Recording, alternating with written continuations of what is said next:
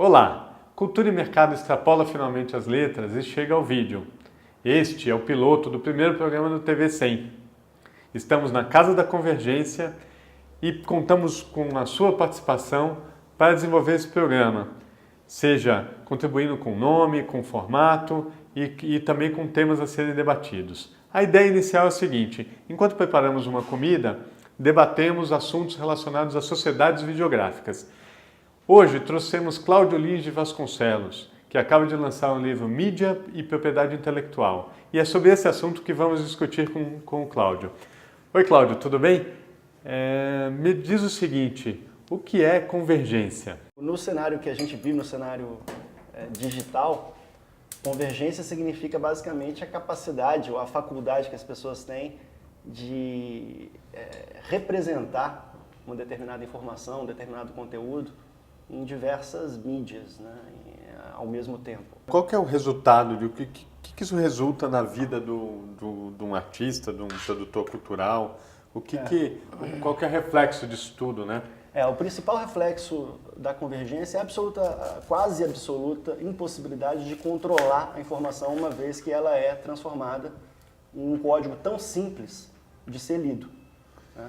Porque você copiar uma imagem analógica, você reproduzir uma imagem analógica, ou você fazer uma imagem analógica caseiramente é muito mais difícil do que no mundo digital. Então, eu acho que o principal reflexo disso na vida do artista ou na vida do produtor cultural é que ele tem realmente infinitas possibilidades de uso daquele mesmo conteúdo, né? E a absoluta falta de controle sobre para onde ele vai depois que ele entrou na rede. Tem um lado bom nisso, que é a democratização da informação, o fluxo de informações com todas as externalidades positivas que o fluxo de informação sempre traz. Uhum. Por outro lado, gera problemas de sustentabilidade importantes, porque se você não tem como controlar a informação, você também não tem como se apropriar do valor econômico dela. Se todo mundo é, ninguém é, né? Se todo mundo é, ninguém é. E se você não tem como se apropriar do valor econômico da informação, você reduz os incentivos à produção profissional dessa informação. E aí a questão que fica é, nós precisamos de profissionais produzindo ou nós podemos viver apenas com conteúdo produzido ou de favor ou sob os auspícios de uma alma benemérita que resolva bancar aquilo. É que nem sempre aquele conteúdo amador vai estar dizendo quem fez, com que propósitos fez, quem pagou aquilo, com que propósitos alguém pagou aquilo. Quer dizer, pode ser que a entrada da Wikipedia sobre McDonald's tenha sido feita pelo gerente de marketing do McDonald's e você nunca vai saber. Os 15 minutos de fama do Andy Warhol viraram os 15 amigos de fama hoje em dia nas redes sociais. Do então, Facebook. Você é famoso para 15 pessoas pelo menos que te conhecem e tal. E essa regulação, porque agora todo mundo tem perfil social, todo mundo é ouvido, né? Como é que você vê essa regulação do conteúdo pelo público leigo, né? Pelo público que não tem essa informação? É a mediação, né? Eles é que estão mediando. O público leigo está cada vez mais se transformando num mediador de conteúdo. A mídia, ela é mediadora de conteúdo. O que é a mídia profissional? Eu acho que é importante a gente entender isso. A mídia profissional é uma indústria de transformação.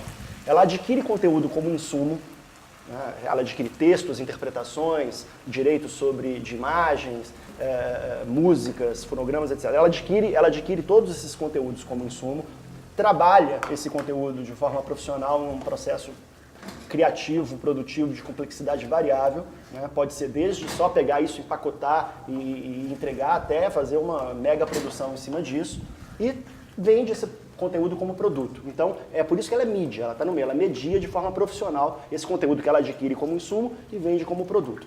Ela se remunera com base na percepção que o público tem de valor deste conteúdo. Então, se as pessoas, o mediador ele vai ter um negócio mais ou menos bem sucedido de acordo com o valor que o público der àquele conteúdo que ele está fazendo. Portanto, o foco do valor está no conteúdo.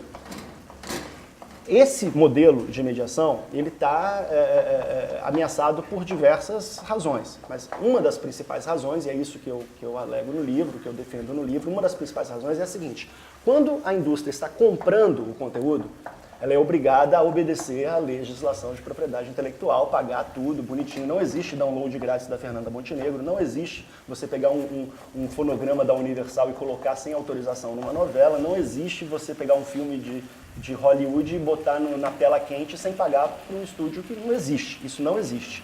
Então, para comprar, a indústria tem que comprar mesmo e cada vez paga mais, porque lá do outro lado, na ponta do consumo, cada vez se paga menos. Mas eu vejo que você está falando aí de um processo assim, de uma ameaça do que pode acontecer, né? Porque isso setor... de fato não acontece hoje, né? Hoje o que a gente tem é as mídias estão se transformando, as mídias tradicionais, né? Com a entrada né, disso que a gente está chamando de convergência, né, ou de interatividade, das novas, com a entrada das novas tecnologias de informação. Com a digitalização dos meios de comunicação. Pois é. Esse o ponto. O que eu acho que aconteceu foi uma coisa muito saudável, que é os meios de comunicação tradicionais, eles precisaram se transformar em relação a essa participação que a sociedade começa a ter e imprimir um novo processo na sociedade de participação, de discussão, né? E até assim, olha, se a Rede Globo botou uma coisa lá e tipo, eu tenho uma outra visão daquilo, eu tenho direito de colocar no... E você entra no próprio site da Globo e faz isso lá. Isso, e exatamente. Você manda o seu vídeo Pô, não foi bem assim, porque também essa profissão que você tem um poder de dizer o que é a verdade, né? É uma profissão muito complicada para o profissional também. O que não, isso é muito profissional, é muito complicado, você tem toda a razão. E isso é um dado importante. Isso que você falou é interatividade, né? É a informação deixar de ser de mão única e vir uma via de mão dupla, em que o usuário isso é saudável, também, né? Isso é muito saudável, isso é muito importante. Até porque mesmo que o comentário do usuário esteja completamente equivocado, você vai dar uma chance para o mediador profissional esclarecer aquele ponto. Né? O que pode acontecer. Se você olhar hoje os sites dos maiores jornais do Brasil, você vai ver que as matérias são comentadas, todas elas são comentadas e as pessoas participam muito. E você vai ver que boa parte dos comentários tem uma coisa muito interessante, é sempre alguma contribuição muito interessante a dar. Eu acho que esse é um processo saudável. E tem muito jornalista tradicional, de mídia tradicional, que utiliza a participação do público para ajudar a apurar a matéria. Isso, sem dúvida. Eu acho isso bem interessante. Isso é bem né? interessante. Então, essa contribuição ela é interessante. Eu só não acho que possa haver uma substituição do profissional pelo amador.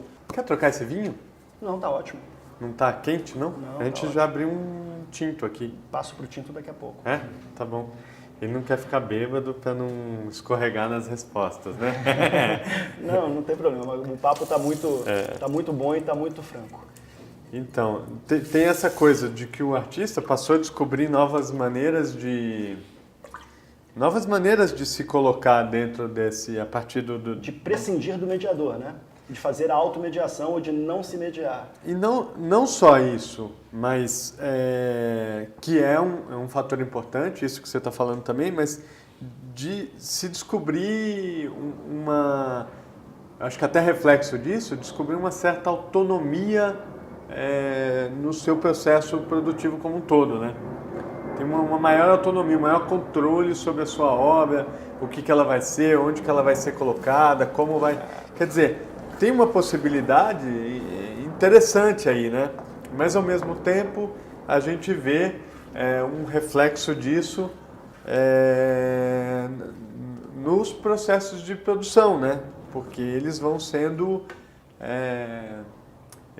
ao mesmo tempo que você abre possibilidades, a tessitura, vamos dizer assim, ela vai... se você tem um modo de fazer aquilo, que é colocar no MySpace, aquilo as pessoas ajudam a contribuir, né? Mas eu vejo que tem um esgotamento desse modelo muito rápido, assim, né? É lógico. Porque... E aí acabou, né?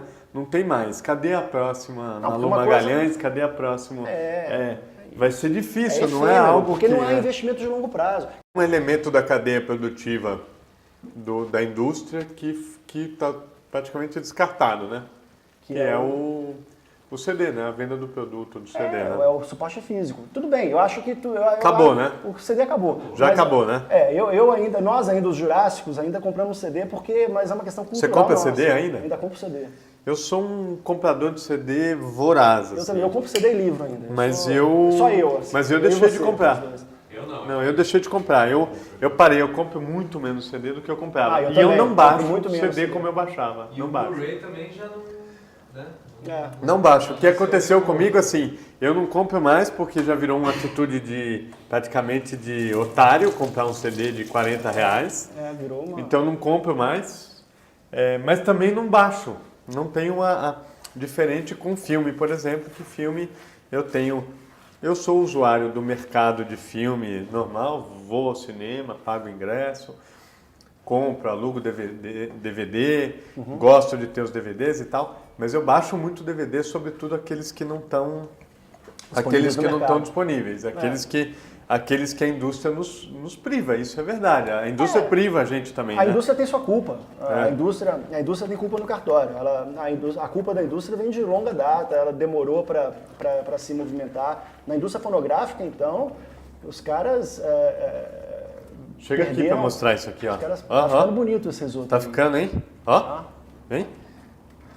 Mas enfim, os caras perderam uma década, né? Ali tentando ver do que vai acontecer e etc e tal, enquanto eles já deviam ter se movimentado rapidamente como a indústria audiovisual está fazendo hoje. Você vê que a indústria audiovisual já está criando janelas, você vê que Disney, os grandes americanos já estão criando seus próprios portais de conteúdo na internet com conteúdo com acesso gratuito para o consumidor ou com uma assinatura mensal que faça sentido e etc. Eu acho que o problema não é o suporte físico ter acabado. O problema é as pessoas acharem que aquele conteúdo já não tem mais um valor econômico. Esse é o problema.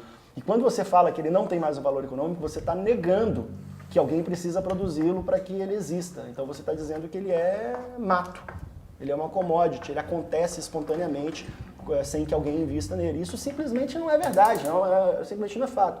As pessoas têm apresentado diversos modelos alternativos de remuneração que não se baseiam no direito autoral, e aí falam do tecnobrega e etc. Mas são circunstâncias muito específicas, para públicos específicos, uma série de circunstâncias que casaram e que aí funcionou naquele caso concreto. Ainda assim, o Calypso, que era o grande exemplo do tecnobrega, já está na indústria. E outros tantos, quando eles atingirem o grau de sucesso, a indústria vai chegar. Mas aí é que está o problema, a indústria só vai chegar quando o cara já foi um sucesso.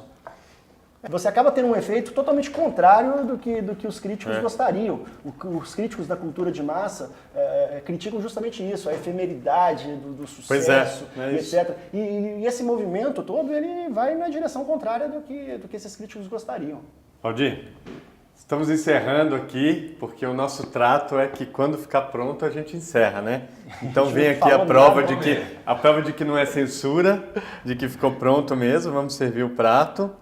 E eu acho que tem um recadinho aqui que eu acho que vale a pena a gente ressaltar, que é o recadinho do Henry Jenkins, né? Que eu acho que a tese toda dele é essa, de que não vai nem ser do jeito que a mídia quer e nem vai ser do jeito que os teóricos e os ativistas pensaram que fosse, né? É isso aí. Aquela coisa... Como sempre, a gente vai ficar no caminho do meio, né? O velho Aristóteles nunca perde a pose, né? Então, com isso, falta um queijinho aqui. Que beleza. A gente encerra o nosso primeiro self-service. Olha lá, queijinho.